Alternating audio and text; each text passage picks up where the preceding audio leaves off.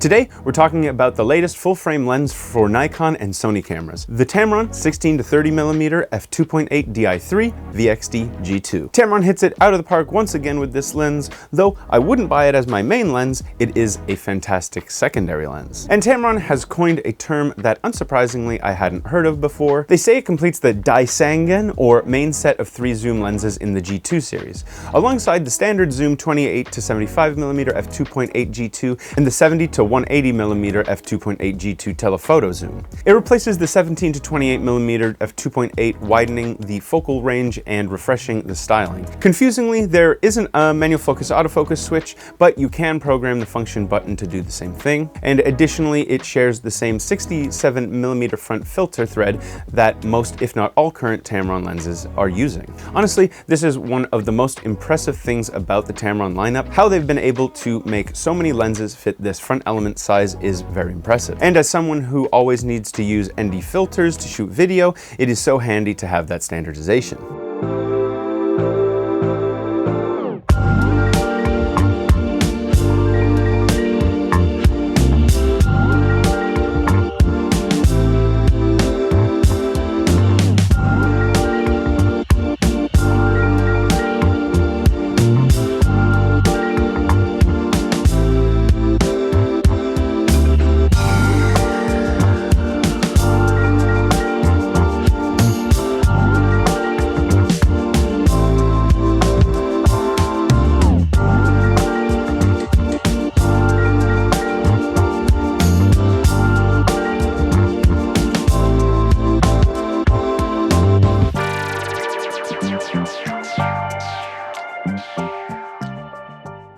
This lens is also going to be great for gimbal work, as it covers a lot of the focal lengths you'd want for gimbal work. And it also very conveniently has internal zoom, so no rebalancing. The only thing I'd say I didn't like about the body of this lens was that it has some more shiny plastic. It gets quite warm in bright daylight conditions. I didn't notice a performance drop because of the extra heat, but it was slightly uncomfortable to shoot with because of it. Now, all is well and good if the lens looks and feels nice to use, but the main thing you buy a lens for is image quality.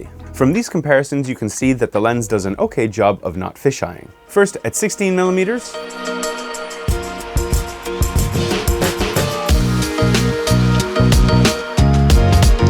and now at 30mm.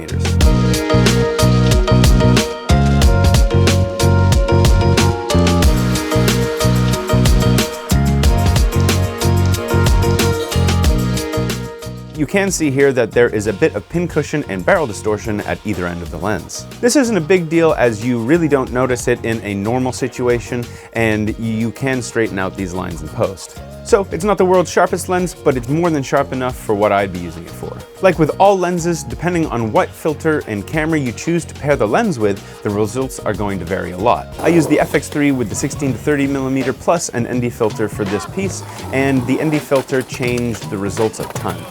I really need to replace this ND filter, as it causes a huge color shift the darker it gets. This is just another reminder that quality glass can be hampered by lower grade filters, and extremely bright sunny days really push dynamic range.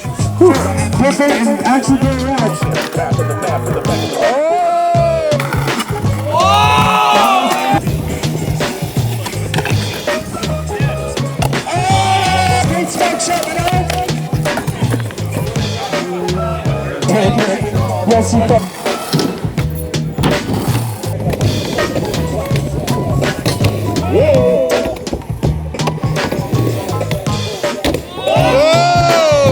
Alright guys, we're doing 3 check combos. And we'll obviously the best checks too. And we want to see 3 check combos.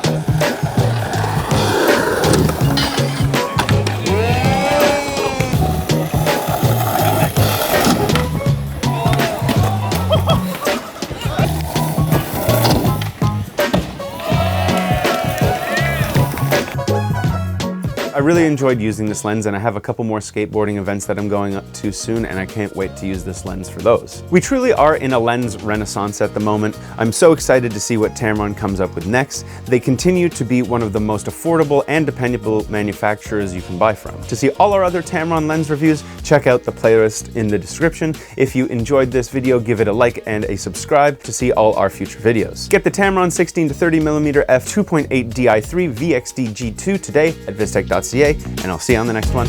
Bye.